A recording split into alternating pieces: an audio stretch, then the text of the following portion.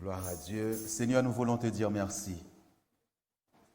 Et merci dans le temps de la moisson, dans le temps de la récolte que nous sommes. Tu es à l'œuvre et nous ne dormons pas, Seigneur. Nous veillons. L'adversaire, le voleur, la Bible dit il vient pour voler, pour égorger, pour détruire. Et la Bible nous dit de veiller et prier. Seigneur, nous sommes éveillés dans ce temps de la récolte. Seigneur, comme cette sœur qui m'a envoyé ce message hier, tu lui as montré comment l'ennemi essaye de voler, mais il ne peut pas voler parce que nous sommes debout. Te disons merci Seigneur Dieu pour ce message d'aujourd'hui. Merci Saint-Esprit de Dieu. Merci, tu es déjà à l'œuvre dans ces lieux. Merci parce que tu vas déverser encore sur ton peuple, sur ton Église, sur chacun de nous ce matin. Je te dis merci. Je te dis merci parce que les portes du ciel sont ouvertes. Gloire à toi, Seigneur. Gloire à toi, Seigneur. Merci, Saint-Esprit. Merci. Le nom de Jésus-Christ sera glorifié dans ces lieux. Te rendons grâce, Seigneur, dans le nom de Jésus-Christ. Amen. Comme vous le voyez ce matin, les portes du ciel s'ouvrent sur toi. Et si on parle des portes du ciel, ça parle des bénédictions. Ta bénédiction ne dépend pas de la terre. Ta bénédiction dépend de là-haut, de Dieu. Si tu es charnel, tu ne comprendras pas ça parce que tout ce que Dieu fait est spirituel. Amen. Là, nous venons d'apporter à la maison de Dieu les dîmes et les offrandes et il y a une promesse. À cela, Dieu dit, il ouvrira les écluses des cieux. C'est-à-dire que les portes du ciel, quand tu donnes, Dieu dit, je vais ouvrir les portes du ciel. Et ce matin, Dieu dit, les portes du ciel vont s'ouvrir sur toi. Amen. Dans le nom qui est au-dessus de tous les noms. Alléluia. Moi, je ne suis pas capable, mais c'est Dieu qui ouvre les portes pour toi. Afin que les gens, il y a eu un temps de prière, un temps de combat, un temps d'obstacle. Avant la bénédiction, il y a toujours des difficultés, comme je le dis souvent. Il y a une épreuve parfois. Il n'y a jamais de victoire sans combat. Par exemple, pour avoir ce diplôme-là, il a fallu que la sœur Jeanne travaille. Il y a eu des épreuves, il y a eu des moments difficiles, il y a eu des moments de découragement, il y a eu des moments de refroidissement, il y a des moments où elle a pu dire, j'arriverai pas. Elle a dit par moments, écoute, c'est pas pour moi. Ça arrive. C'est parce qu'avant la bénédiction, il y a les temps difficiles. Monsieur Priya, vous êtes bien habillé. Gloire à Dieu. Avant cela, il y a un combat. Mais gloire à Dieu, nous l'avons emporté. Parce que nous marchons dans la victoire, nous combattons dans la victoire. Les portes du ciel vont s'ouvrir sur toi. Dans Corinthiens chapitre 16 au verset 9, Claude, garde ta trompette, parce qu'on aura besoin après. Car une porte grande et d'un placet efficace m'est ouverte, et les adversaires sont nombreux. Amen. Car une grande porte est ouverte. C'est-à-dire que une porte était fermée. Dieu, lui, il ne parle pas des portes d'en bas. Il dit, je viens d'ouvrir une porte efficace. Vous voyez, il ne dit pas seulement ouverte, il dit, cette porte-là, elle est efficace. Mais est ouverte, comment, peut-être que c'est cette nuit, il y en a qui ont fait des rêves. Dieu leur a montré, ou bien avant, une pluie de bénédiction, la pluie qui vient sur eux. La bénédiction, c'est ce qu'on appelle cette porte-là. Elle vient d'en haut, elle ne vient pas d'en bas. Mais les adversaires seront nombreux. Quand tu reçois la bénédiction de Dieu, quand les choses commencent à marcher dans ta vie, il y aura des jaloux, il y aura des adversaires. Il faut que vous soyez conscient de cela. Parfois, c'est dans la famille. Quand quelqu'un, Dieu commence à le bénir, on voit les choses marchent pour cette personne. Les choses qui étaient impossibles deviennent possibles dans ta vie. Tu commences à avoir, on prend un exemple, une voiture. Tu roules une belle voiture, même les amis peuvent être jaloux. Une maison, un terrain, un travail, un époux, une épouse. Les gens peuvent s'élever contre toi. Dernièrement, dans une des émissions en Haïti, je disais que des fois, dans ta vie, on dit souvent, on reconnaît ton ami quand tu es dans les difficultés. C'est vrai. Mais parfois, tu reconnais l'ennemi qui était l'ami, quand les choses commencent à marcher pour toi. Tant que tu étais à son niveau, ça allait. Mais dès que les choses commencent à marcher, l'ami là que tu pensais qu'était l'ami là n'est plus l'ami. Pourquoi c'est elle, pourquoi c'est lui que Dieu a béni? Là, tu te rends compte, quand tu étais dans la médiocrité, dans la boue, cet ami-là t'aimait. Maintenant, Dieu commence à t'élever, on commence à voir la lumière sur toi. La lumière sur toi, ce n'est plus l'ami. Il ne supporte pas la bénédiction, que tu sois heureux. Mais malheureusement pour cet ami, Dieu va continuer à déverser sur toi dans le nom de Jésus-Christ. Dis un amen ce matin. Dis un amen ce matin pour Dieu. Dis un amen encore. La gloire du Seigneur est sur moi. Gloire à Dieu. Une porte, une grande, ce n'est pas une petite, mais est ouverte. Mais les adversaires seront nombreux. Ne te demande pas pourquoi il y a tout ça autour de toi. C'est normal. Au travail, les gens peuvent s'élever. Dans la famille, les amis qui te quittent, du jour au lendemain qui partent. C'est normal. J'ai dit dans cette émission, dans cette émission à la radio, des fois il y a des gens qui te quittent. C'était le moment, ils ont fini leur travail avec toi. C'est bon, arrête de pleurer. Ça te fait mal des fois parce qu'un ami qui était là, une amie, du jour au lendemain, t'a laissé. Sa mission est finie avec toi. Gloire à Dieu. La bénédiction ne dépend pas. Les portes que vous voyez d'ici-bas ne sont même pas réelles pour Dieu. La mer rouge n'était pas réelle pour Dieu, n'était pas une porte pour Dieu. Dieu dit, fends la mer rouge.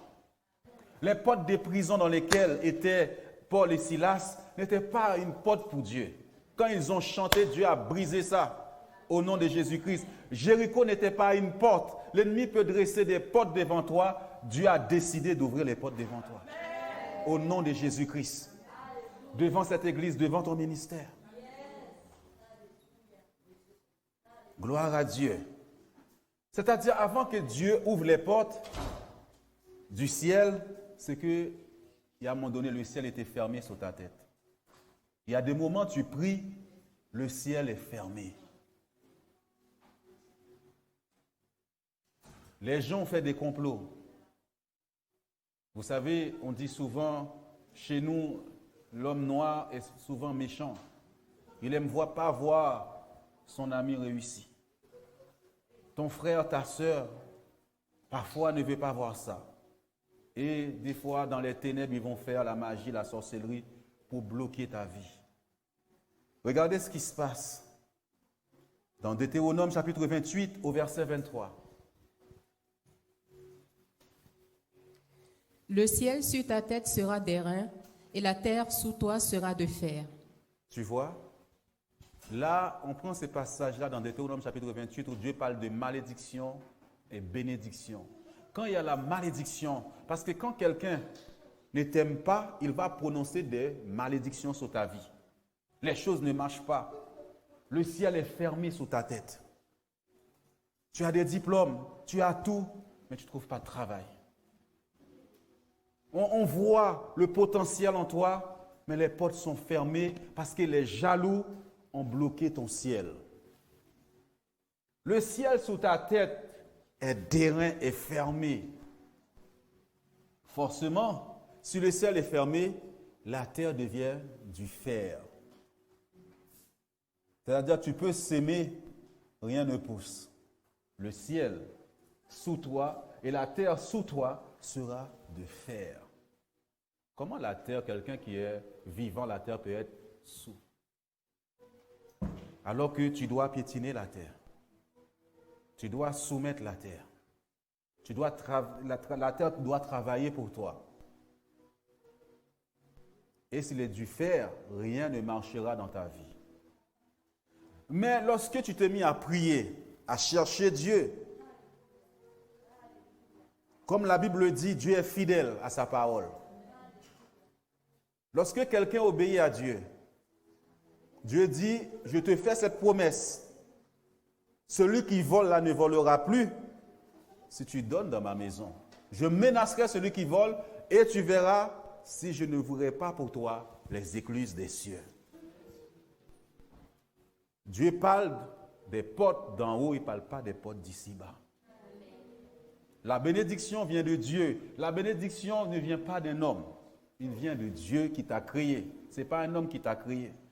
Beaucoup de gens vont chez les marabouts, bénis-moi. Mais lui, s'il était si fort, pourquoi ses enfants ne sont pas présidents, sont ministres? Si lui il avait la capacité, ce sont ses enfants qui seraient présidents ou ministres. Oui. Tout simplement, cette personne qui devient ministre ou autre, il y a un moment donné, c'était écrit. La Bible dit toute autorité vient de Dieu.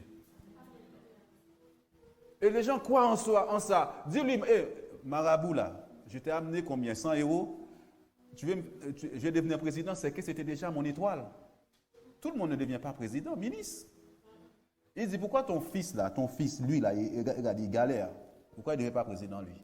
Si tu as la clé, si tu détiens le pouvoir d'amener les gens au pouvoir, pourquoi ton fils, lui, ne peut pas être ministre? Réfléchissez un peu. Parce que ça vient de Dieu. Tout simplement, Satan t'a dévié pour te faire croire que c'est lui qui t'a béni. Alors la bénédiction vient de Dieu. Toute autorité vient de Dieu. Méchant ou bon, c'est Dieu. Tout vient de Dieu. Gloire à Dieu.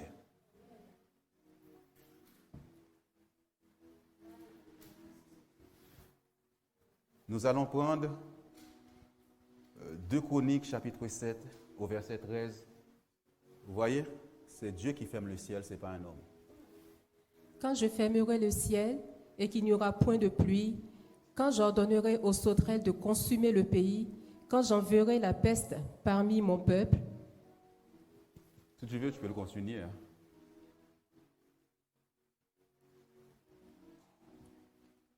Si mon peuple, ceux qui est invoqué mon nom, s'humilie, prie et cherche ma face, et s'il se détourne de ses mauvaises voies, je l'exaucerai des cieux, je lui pardonnerai son péché et je guérirai son pays. Amen. Dieu dit quand je fermerai le ciel. Est-ce que Satan, par ses malédictions, comme tu ne connais pas Dieu, il peut fermer ton ciel, mais c'est Dieu qui ouvre le ciel. Et ce matin, le ciel va s'ouvrir sur toi. Le ciel va s'ouvrir sur toi. Et la terre, ta terre sera arrosée de la bénédiction de Dieu. C'est Dieu qui bénit. Moi, je suis juste un canal. Je ne veux pas voler la gloire de Dieu. La gloire appartient à Dieu. Gloire à Dieu. Mais nous avons vu quand le ciel est fermé. Là, on a vu une porte est ouverte. Et cette porte qui est ouverte, c'est la porte du ciel sur toi ce matin. Jean chapitre 1er au verset 51. Et il lui dit, en vérité, vous verrez désormais le ciel ouvert et les anges de Dieu monter et descendre sur le Fils de l'homme. Amen. Et il dit, Fils de l'homme, c'est qui? Jésus était aussi fils de l'homme. Tu es fils de l'homme.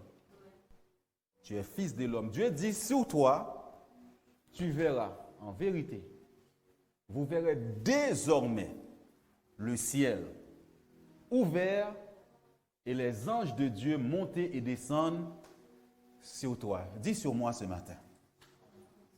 Sur moi ce matin. Sur moi ce matin.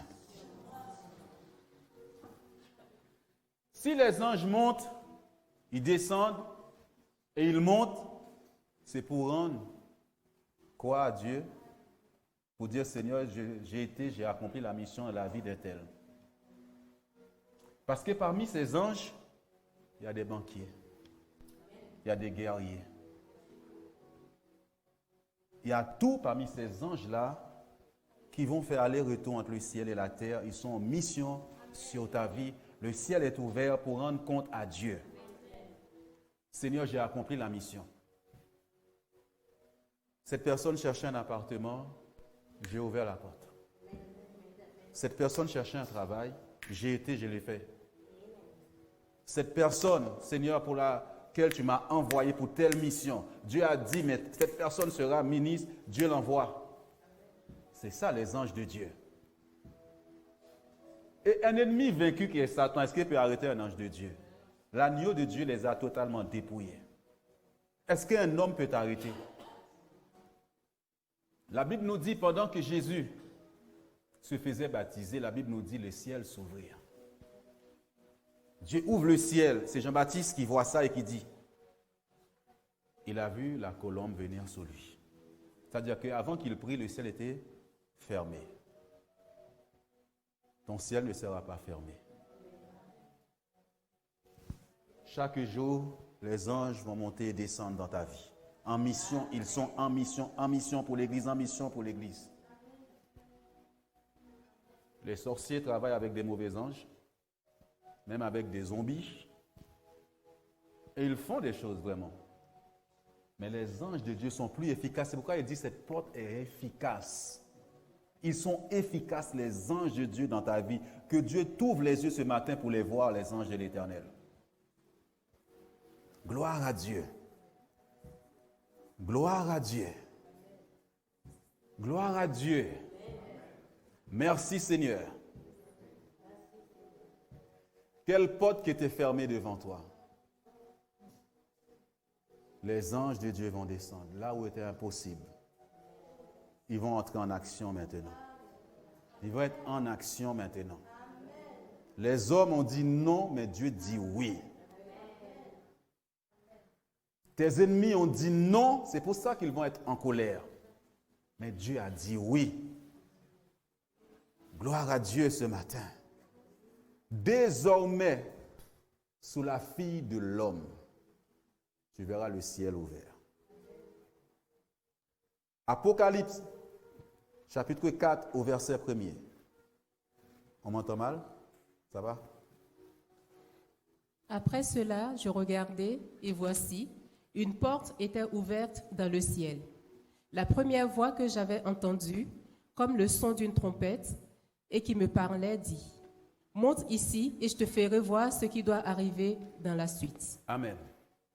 Vous voyez, quand vous regardez le ciel, il y a des portes.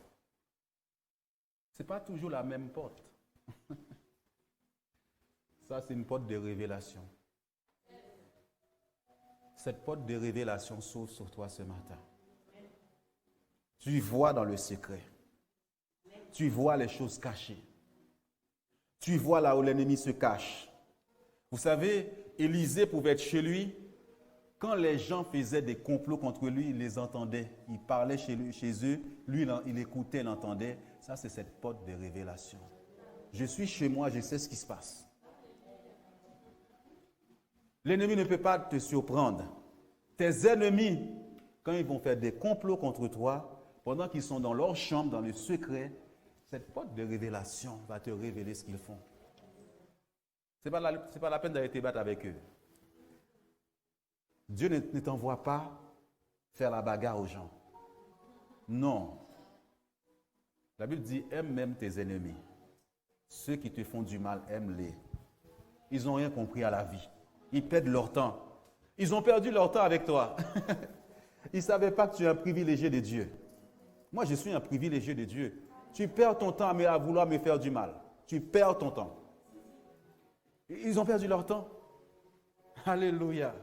Moi, je marcherai sur le lion et sur la spique. J'écrase la tête du serpent. C'est ça les enfants de Dieu. Vous savez, les gens, quand ils arrivent de mauvaises nouvelles, tout de suite, ils sont abattus, ils commencent à dire des mauvaises choses. Ton Dieu est vivant. Ton Dieu est réel. Pendant le temps d'examen, d'épreuve, c'est dur. Quand tu étais à l'école, c'est la même chose. Pendant le temps d'examen, il y a l'épreuve. Tu es là, tu te poses des questions, est-ce que tu vas réussir? Mais tu réussis, c'est un temps difficile. Mais Dieu est avec toi. Comme il a été avec Jeanne, il a eu son diplôme.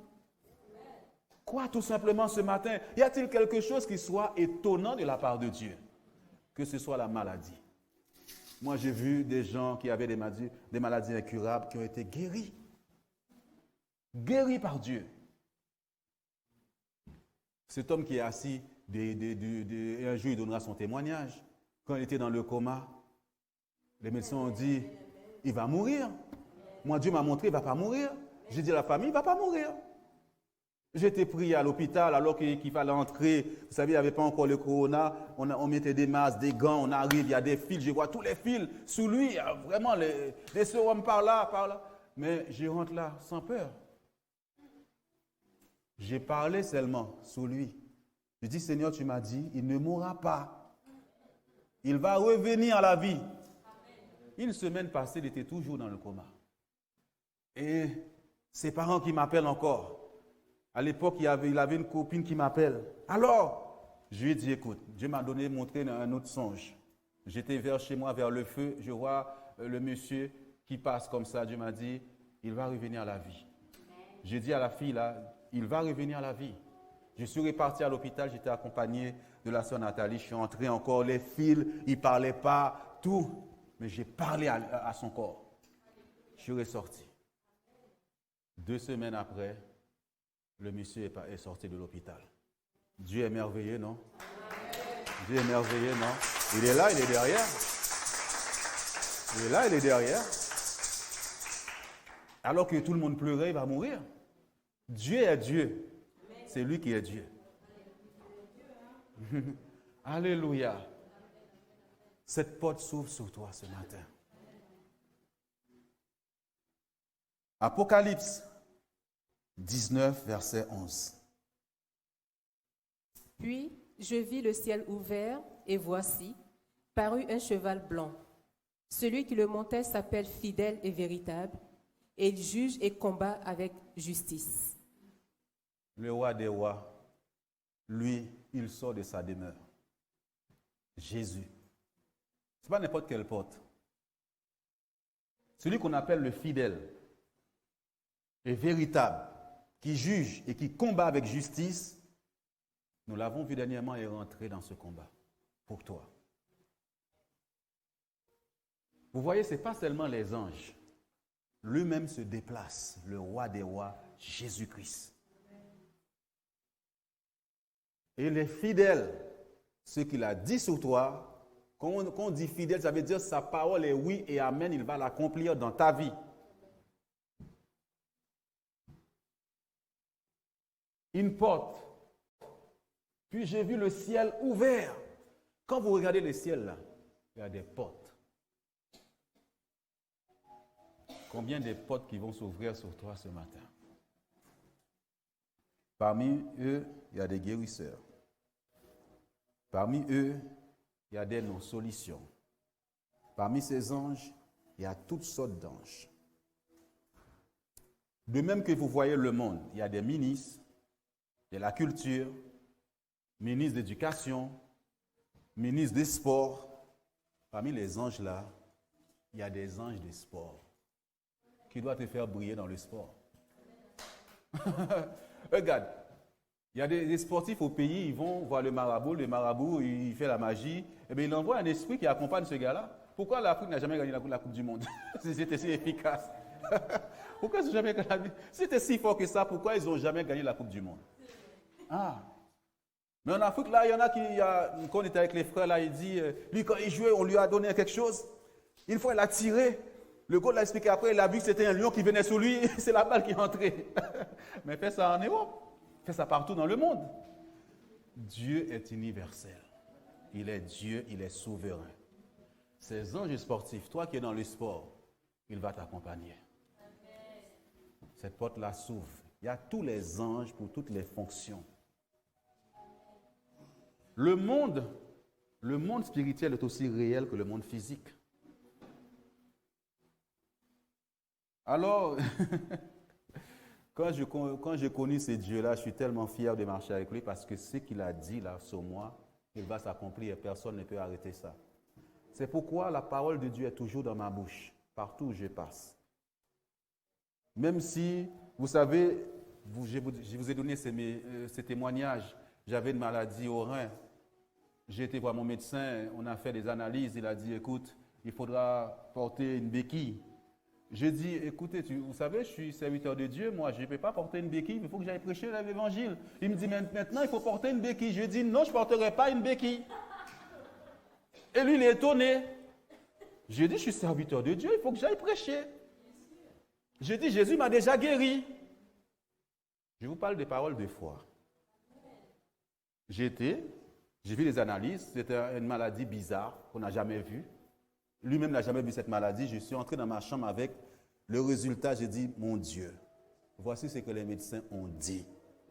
Mais moi, je sais, par les mains de Jésus-Christ, j'ai été guéri. Jésus a déjà pris cette maladie bizarre. Et je me suis mis à louer Dieu, à lui dire merci. Quand la maladie est partie, je ne sais pas. Je n'ai plus regardé aux douleurs. Il est Dieu. Il est Seigneur. Il faut prendre Dieu au mot. Il faut lui dire, Seigneur, je sais, tu l'as fait pour moi. Et je loue Dieu, je lui dis merci. Ce n'est pas la peine de faire des grandes prières, blablabla. Non, Seigneur, tu l'as fait à la croix pour moi. Une fois, je devais me faire opérer. Valérie est là, vous le savez. Alors, j'avais une hernie discale ici. Et j'ai prié, j'ai vu que j'avais toujours des douleurs, j'ai fait une infiltration. J'avais toujours mal, le docteur m'a dit maintenant tu vas te faire opérer. Moi j'ai peur des opérations, très peur de ça. Là j'ai dit il faut que j'agisse ma foi. Mais j'ai l'impression en même temps il faut que je les fasse. J'entendais la voix de Valérie. Tu dis mais Dieu t'a guéri, mais tu pries et tu vas toucher les médicaments, tu sais les femmes. Et je n'avais pas assez de foi pour ne pas les prendre les médicaments. Franchement je n'avais pas assez de foi. Alors, je lis le livre Croissance, Grandir dans la foi. Je commençais, lui, il était paralysé sur un lit, il a commencé à lire ça et Dieu l'a guéri. J'ai dit, mais Seigneur, qu'est-ce qu'il a compris? Moi, je n'ai pas compris. Je commençais à méditer cette phrase-là. Et tout ce que vous demandez en priant, croyez que vous l'avez reçu et vous le verrez s'accomplir. Je l'ai lu, j'ai médité et à un moment donné, j'ai eu la révélation. C'est comme si Dieu te dit, tu m'as demandé quelque chose, quoi? Quoi tout simplement? Même si tu as des douleurs, la nuit, tu sens des douleurs, dis Seigneur, je sais que tu m'as guéri. C'est ce qu'il a fait ce serviteur-là. Au bout de quelques jours, mais pendant la nuit, j'avais mal.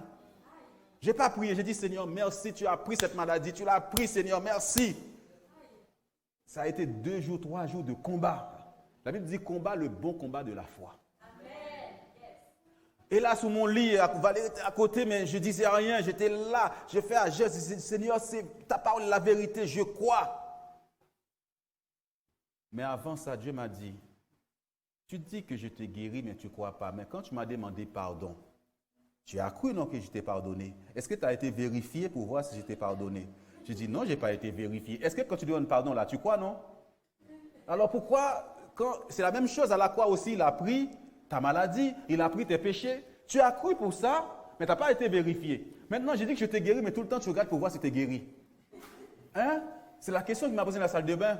Je dis, Seigneur, j'ai compris. Le jour même, je devais me faire opérer, je n'ai pas été, j'étais courir. J'étais faire du sport.